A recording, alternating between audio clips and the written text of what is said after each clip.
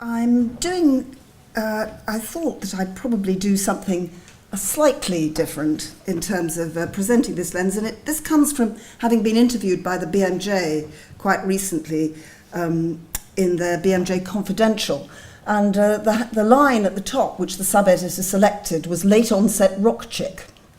So I'm going to give you a talk about how the cancer story has changed from the lens and through the lens of a late-onset rock chick. So I want to start off by saying the main story, of course, is that the number of people living with cancer is rising. So 2.5 million people are living with a diagnosis of cancer, and the number has grown by 400,000 over the last 5 years, and this is continuing to grow. And there are a lot of reasons for this. There is an older population and cancer, so there's more cancer that we get. Screening and early diagnosis and new treatments have all played their part. So there is a significant number of people now living with cancer, and that changes the way that we need to think about it. Here's my first rock star. So this is Bob Marley, who died at the age of 36 of metastatic melanoma, and he illustrates a number of different factors. The first thing is that there will always be some difficult diagnosis in cancer. So he was black and had a melanoma and was young, and therefore he fell into a group where people were not expecting it to be cancer. But he also ignored it. He was a late presentation, thought it was a soccer injury, bleeding skin lesion, didn't report it until he'd already got lymph glands. So earlier diagnosis, increased awareness, another very important factor. The third factor, of course, is that he has melanoma, and if we think about the newer biological medications, metastatic melanoma now, from being a completely incurable and hopeless illness, now many patients, even when the melanoma has spread, can live for many years with their cancer. And of course, he would now be 72 and would be lining up for his second cancer. 16% of all cancers are second malignancies. So just some things about Bob Marley, which illustrates some of the important things as to how cancer has changed. But the situation remains that about half of people living with a diagnosis of cancer will live more than 10 years from their diagnosis. And those will be there will be some who will be in the purple area, who are in the year after treatment, largely being treated after diagnosis, largely having treatment. The year after that, which will be the recovery year, where either with bad cancers patients will die, sadly, or they will have significant treatment-related side effects, particularly fatigue, which may affect both going back to work in a younger patients or maintaining independence in older patients. Then at the other end of the spectrum, at the other end, we will have we have people who are in the last year of life, in the red, but increasingly there will also be a group of people in the orange who have incurable but treatable cancer. Their cancer is incurable, but they can live with it successfully with treatment, sometimes for years, and that group is largely invisible. And then you have this very large green group of people who do not have active cancer, but may have treatment-related consequences, either in the first 5 years or late consequences later on. But of course, there are 200 different sorts of cancer, and what this block shows is the percentage of each cancer in particular year groups. So you can see at the top, the majority of mesothelioma patients are only in the first 2 years of life because they don't live any longer than that. Where at the bottom, with breast cancer patients, the majority of breast cancer patients who are alive with a diagnosis of cancer may be 5, 10, or 20 years later. So 200 different sorts of cancers, very different sorts of life expectancy, depending on the sort of cancer and the sort of treatments that are available. So that's changed. So basically, it's useful to think about cancer in terms of 3 groups, because there are different priorities really in those 3 groups of cancer. So in the top group, these are people who will largely live 10 years or more after diagnosis of cancer. So that will include early solid cancers of a variety of different sorts, the majority of breast cancer, the majority of testicular cancer, group 1 cancers, good prognosis. Now here, your major priority, the treatments for these cancers on the whole are very well protocolized, very well understood. And really the priority for this group is working out how you're going to make sure that the anti-cancer treatment does not spoil the rest of their life, and how you use cancer as an opportunity to improve the rest of their life. And very often in this group of cancer, the priority is thinking about doing less treatment rather than more. Then you take the bottom group of cancers, including lung and stomach cancer, where actually the prognosis has not changed significantly in the last 20 or 30 years. And in this group, clearly the priority is early diagnosis, because surgery for early cancer is the only option for cure. Also thinking about how you balance end-of-life care and specialist palliative care, because these patients are going to need that. But thirdly, they are also a group of patients who may benefit from some of the newer anti-cancer treatments. Then you have a middle group of cancers, which includes many of the blood cancers, such as myeloma, where the cancer largely is very often incurable, but it's treatable.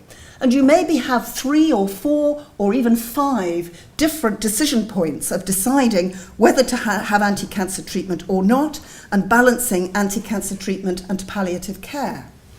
And that will include people who have incurable but treatable illness from the start, as for example the majority of myeloma, or people from group 1, from the first group, who have a small percentage of which will have an apparently successful treatment, a gap, and then develop metastatic chronic cancer, such as hormone-sensitive breast cancer or hormone-sensitive prostate cancer. And increasingly, there will be people currently in group 3 who will, with new anti-cancer treatment, move into that group. But it's a much more complicated group than the top or the bottom one. And I just illustrate that with 3 shades of black. So this is the band Black Sabbath, and in the middle is Ozzy Osbourne, and his wife had a group 1 cancer, early colorectal cancer, which is almost certainly cured. This is Ronnie James Dio, who was sometime vocalist with Black Sabbath, who had stomach cancer and died within 6 months. And this is Tony Iommi, their guitarist. 3 very different sorts of cancer experiences, and yet for them it was all cancer. So the first factor that I wanted to discuss is how cancer has become more complicated. Cancer itself has become more complicated. But the second factor, which is more complicated, is that people living with cancer often have at least one long-term condition, 1.8 million. The majority will have some sort of other long-term condition in addition to cancer.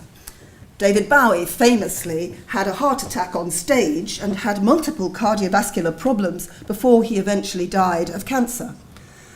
Lemmy from Motorhead had diabetes, hypertension, implantable cardiovascular defibrillator, and a history of alcohol and drug abuse, and died quite quickly of his cancer.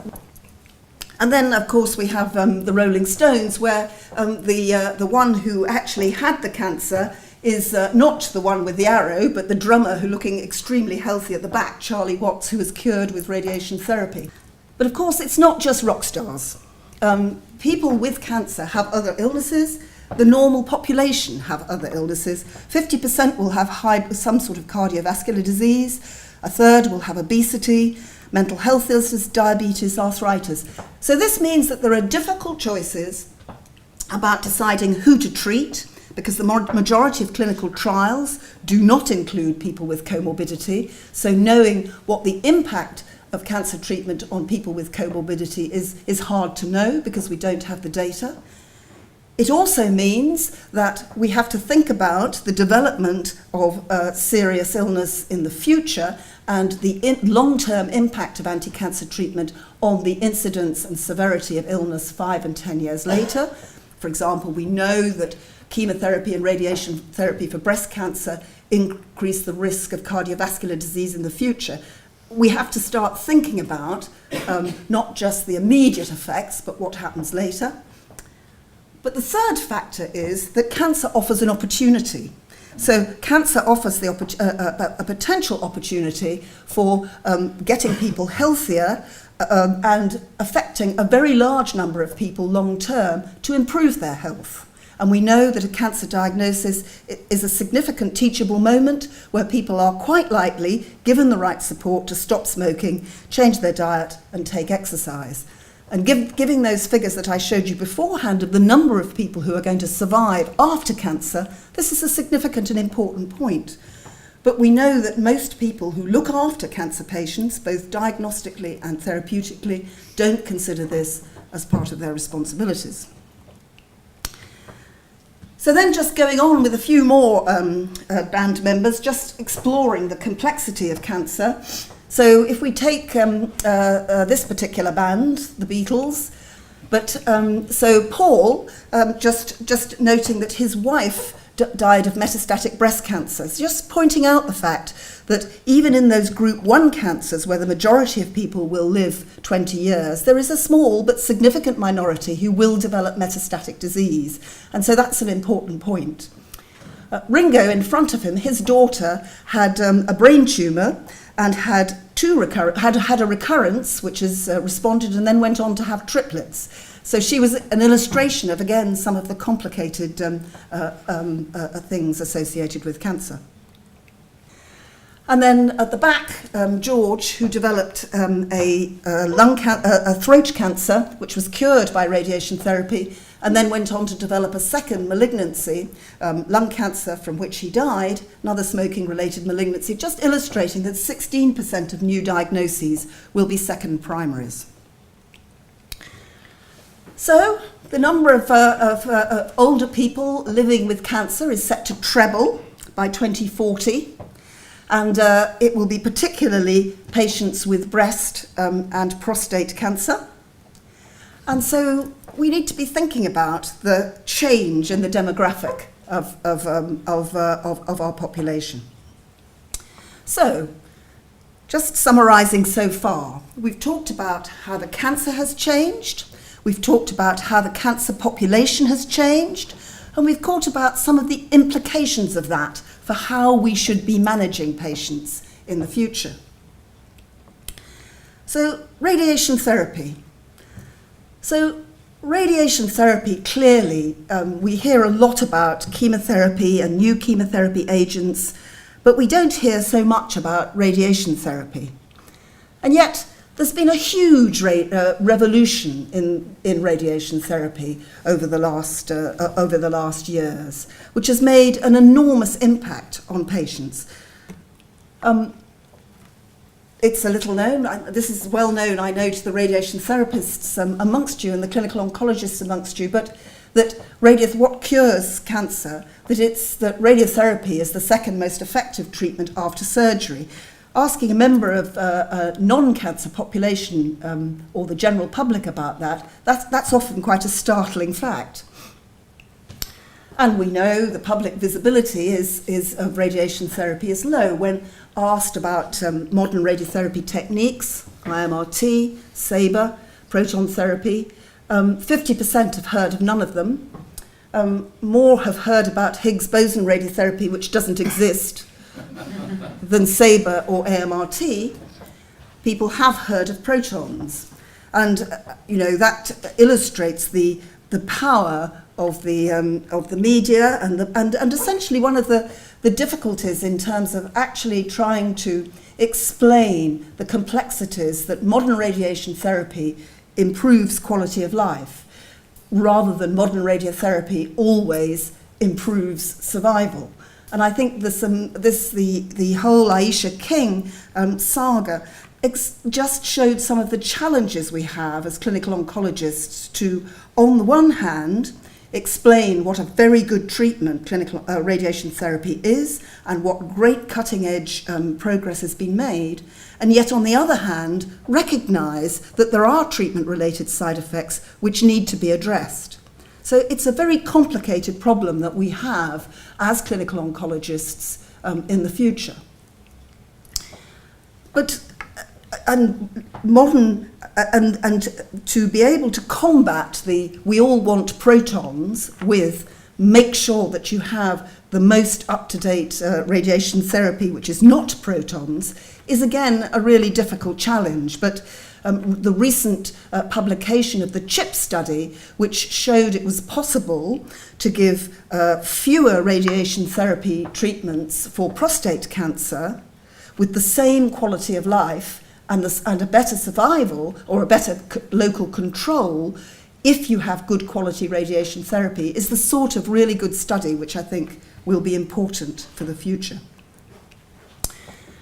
So this is the challenge, of course, that because the public don't see radiation therapy as a priority, and they're asked what is the priority that you would place for different forms of treatment, and chemotherapy is the first one that you would want to put money into, and radiation therapy is probably about equal to alternative and complementary therapies, which is a really difficult thing for us to manage. And this is Frank Zappa, who decided to have complementary therapy instead of radiation therapy for his prostate cancer. So, going back, over half of people with cancer are going to live more than 10 years after their diagnosis. This is Charlie Watts, who was cured of his throat cancer with radiation therapy, and he used that opportunity to get terrifically fit. He walked all the way through his radiotherapy, and he did regular exercise so that he could get back to drumming very quickly after the radiation therapy. For him, probably getting cancer was a transformative experience that changed him to a much fitter person. But surviving doesn't necessarily mean living well. So 3 in 4 people are living with cancer are in the survivorship stage, but 1 in 4 of them are dealing with consequences of their treatment, and 1 in 5 of them have unmet needs. So if we take prostate cancer, and this is not just radiation therapy, this is after all treatments, we know that nearly 40% have got significant urinary leakage. We know that 13% have got difficulties in bowel control, rising to around 20% if they've had radiation therapy, and nearly 20% have got significant sexual difficulties. And if you ask patients, they will say, these symptoms, it's these symptoms that get them down. It's the little things put together that get us down. This is the group of patients who worked with the consequences of treatment work stream for nearly 4 years, really trying to work out the best way of managing consequences of treatment in the future. And all of them have got different cancers and different experiences. So just remembering, around 350,000 have got severe fatigue, around 200,000 with moderate to severe pain after curative treatment, about 150,000 urinary problems such as incontinence, around 90,000 gastrointestinal problems. But of course it's not just radiation therapy. This is Rod Stewart, who you may or may not know had thyroid cancer, and after his thyroid cancer for nearly a year he couldn't sing. So after the surgery, he had damage to his vocal cord nerves, and he was unable to sing. And the interesting thing was he describes how he was told that it might affect his voice at the time of diagnosis, but he didn't hear it. He didn't hear it until after the treatment because he was in life-death mode. He just didn't hear that what was said, and it was not until after the treatment when suddenly he couldn't sing. And had to work, and he worked with his bandmates and friends, came round every week until gradually he could sing, a word and then a sentence and then a whole song.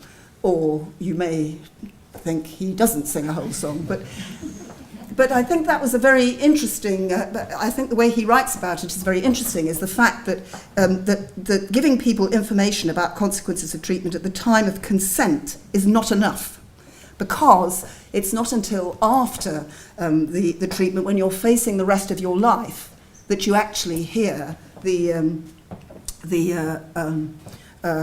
information about the rest of your life.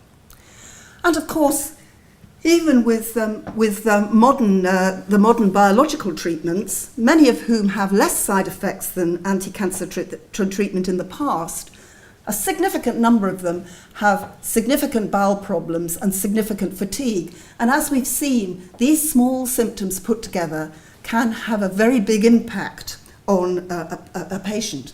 And this is particularly the case with people who have comorbidities. So people who have comorbidities and older people, a bit of poor bowel control, a bit of fatigue can change an independent person into a dependent person. But these things are not routinely measured, and we don't routinely do the things which could help. So the cancer has changed, the population has changed, the treatments we give have changed, but also the workforce has changed.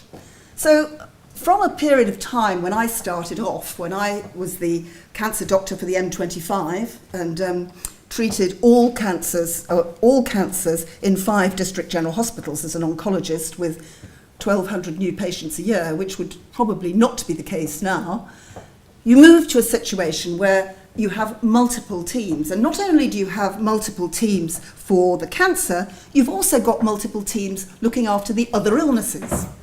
And then you have a situation of trying to link with the GP. So from a few people looking after the patient, the average breast cancer patient will see 26 different professionals at the time of diagnosis. And we have a situation also where those teams don't routinely meet together. So previously, you'd probably run into most of the different specialties at a district general hospital, and there'd be some discussion about patients, but people are now much more siloed. And each person in that team knows more and more about less and less. So we have more specialists, and this is a general thing across the world, and there are significantly fewer generalists at a time when there is significantly more comorbidity. So we have this siloed situation, and a situation where the number of healthcare professionals coming in is going to be significantly reduced. This is a portrait in the National Portrait Gallery of Scotland, which is called The Oncologists. And it's huge and life-scale, and the people in it love it. But I think it's one of those scary pictures that I've ever seen. But anyway, so we start off with a few oncologists, and now we've moved to multiple people, all of whom saying something slightly different. Which means that the patient now is in a much more confused situation.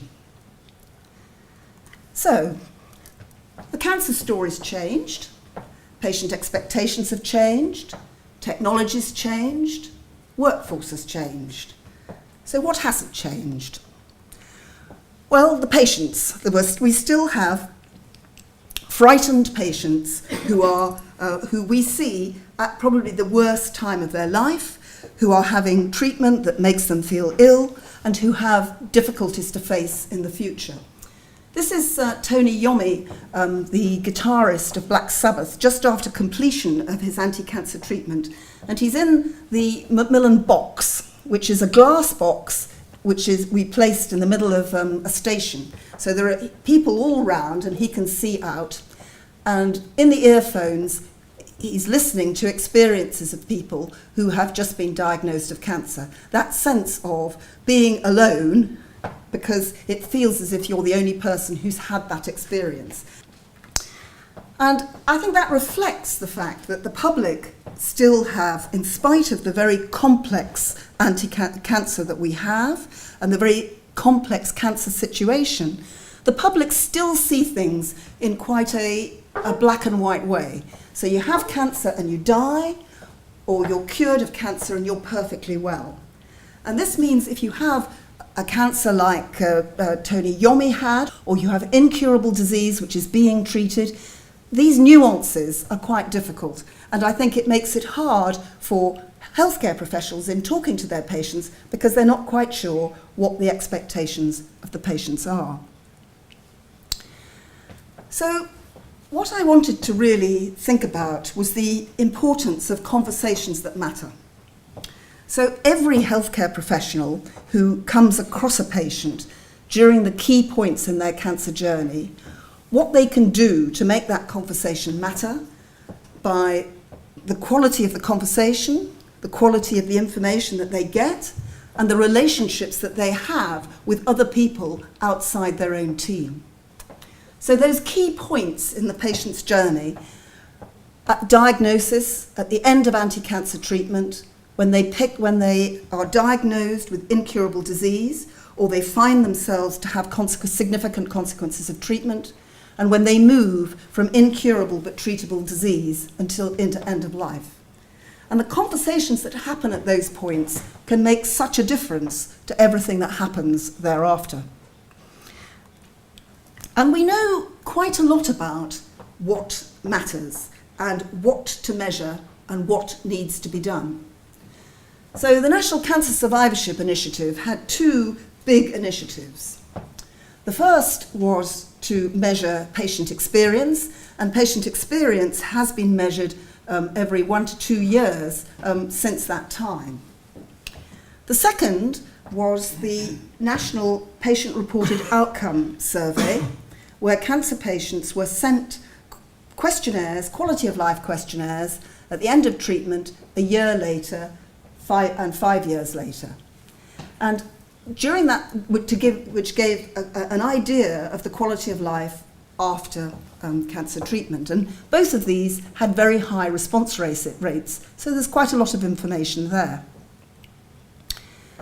So the first thing that the Patient Experience Survey has shown with every single sort of cancer is that people who are assigned a clinical nurse specialist were significantly more likely to have a good experience than if not. And they were more likely to get information, they were more likely to feel informed, they were more likely to feel reassured. So it's worth looking at what is it that this clinical nurse specialist does. And the first thing that they do is they know about what the patient is having and they know what things are going on.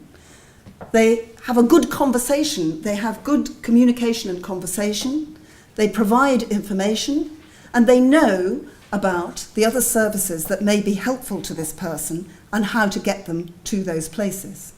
So good conversations, good information, and connecting to the right people.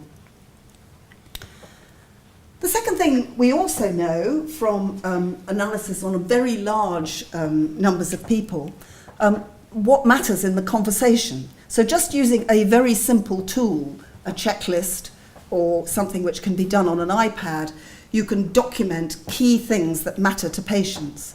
And it doesn't have to be a big deal, the holistic needs assessment. It can be a very simple way of just checking, have I actually identified something really significant? And we know in every patient that fatigue, anxiety, pain, bowel and continence problems come up very, very, very, very often. So we know that if you have a good conversation, the likelihood is you will have identified those things. And we know from the patient-reported outcome study, looking at quality of life, that 1 or 2 questions can identify populations of people who have a poor quality of life. That is, it can identify those people who you don't need to pursue consequences of treatment stuff, and those people who you do.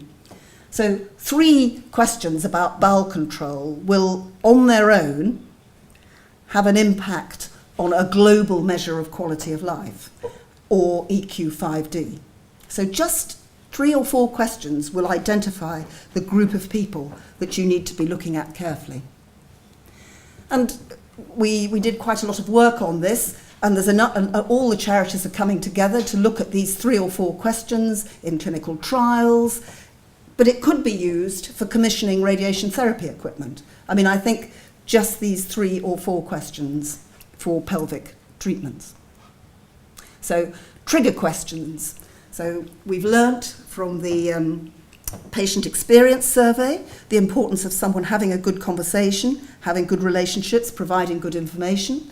We've learnt from the PROMS survey that people do have consequences of treatment afterwards, but it's not difficult to identify them if you choose carefully the right questions.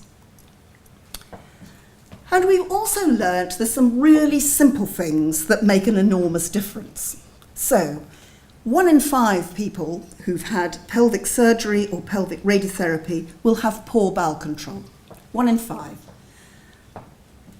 In this country, there is a system of disability lavatories for which you can get a radar key. You can get a map, and you can get a picture, a map of, and a key, which will allow you to get into them. So they're in supermarkets, they're in all sorts of places. Radar key. Having a radar key can make the difference for someone who has worried about a fecal incontinence, staying at home or going out. If you ask most radiation therapists, most radiographers, most colorectal surgeons, do they know about a radar key? They don't. And yet, this is something so simple that can make a significant difference. So this is not doing a holistic needs assessment. This is not getting involved in all sorts of conversations. This is just giving somebody something which gives them the key to the next step. Similar sorts of things. Many one of the complaints that many of our patients groups give about some hematological malignancies is that patients receive treatment there's a great reluctance to give up anti-cancer treatment. Patients who you would not be surprised if they died within 6 months are entitled to non-means tested benefit, DS 1500. As a result of not having a conversation with someone that you wouldn't be surprised if they died within 6 months, you are depriving them of non-means tested benefit.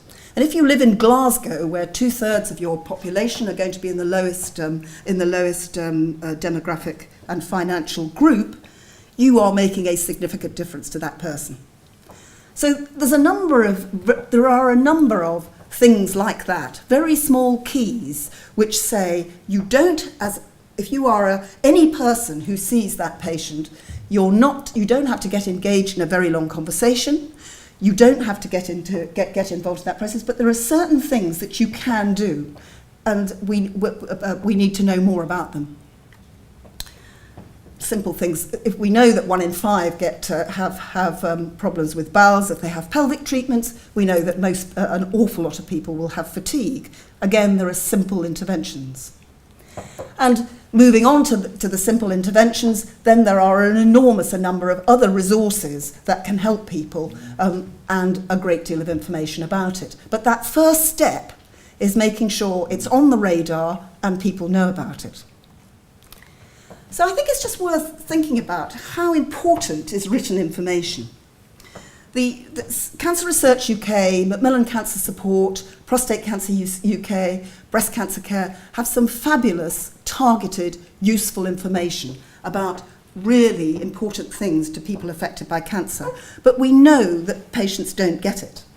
If you take a simulator in most cancer centres where people are coming for single fractions of palliative radiotherapy for their bone metastases, they've all got pain.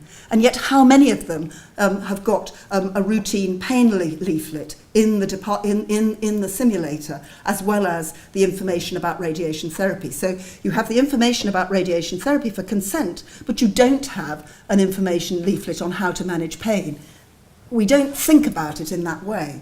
But then, is information just a piece of paper? Well, we looked at the use of our information in patients, in a very large patient group. And we asked the question, does it help people with their anxiety? Does it help them to make decisions? Does it make them feel more control? Does it make them know what to do next? Well, information on its own didn't significantly reduce anxiety or make people feel more control. It did make them feel more knowledgeable, And most, 2/3, took further action after the being given the information, and 1 in 4 would not have done so if they hadn't been given the information. Giving people written information is an intervention, particularly if it is accompanied by a targeted conversation where you have identified what somebody's issue is. And so, for example, cancer is a recognised disability, which means that patients are covered by the Equality Act. So if you tell someone that they are covered by the Equality Act, they can go back to their employer, who has to make reasonable adjustment for them when they come back to work. And we know that the majority of people are trying to go back to work too early, when they we really need some part-time work and some support.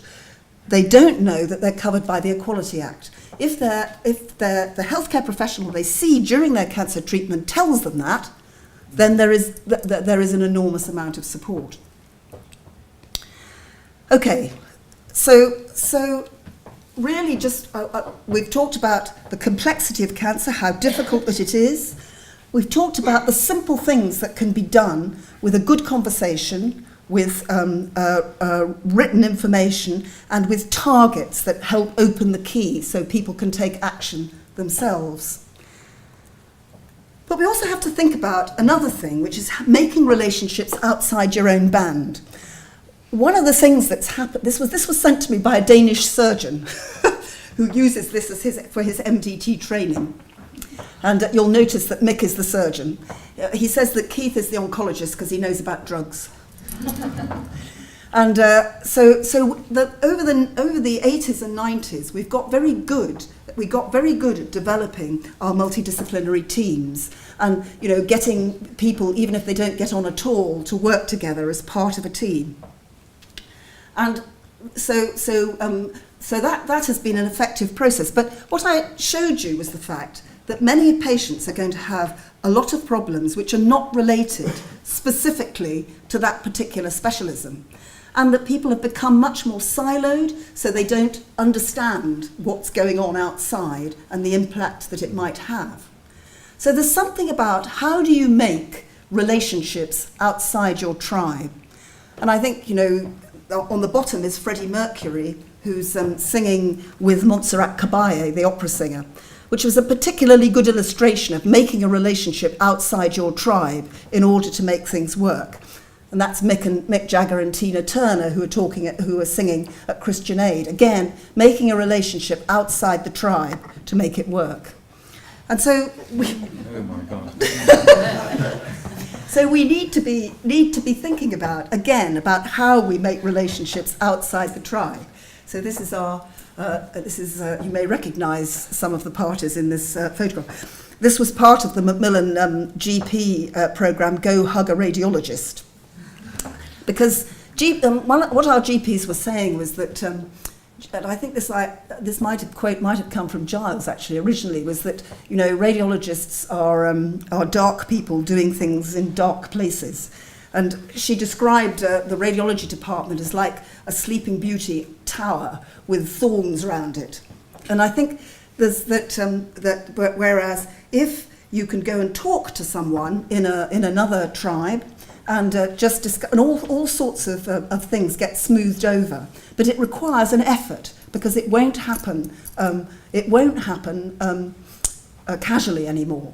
But the importance, going back to the conversation, the relationships, the information, and making sure that every conversation counts, then we have to have better relationships outside our teams.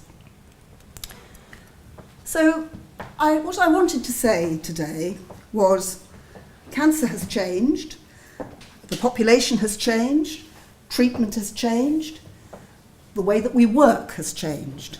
But cancer patients are still frightened cancer patients with multiple problems at very difficult times, faced with very difficult treatment. And cancer and its treatment affects many areas of life. And we can't divorce ourselves from this. We have to think about it and make sure that we give a patient the best chance of being able to deal with cancer and its treatment, which means we have to think outside our box. So I leave you with this concept that what our priorities should be now is thinking about conversations, about new relationships, and about information. And if we do that, we're likely to produce a better outcome for our cancer patients in the future. So survival, yes, but experience of care and quality of life have also got to be considered. Thank you very much.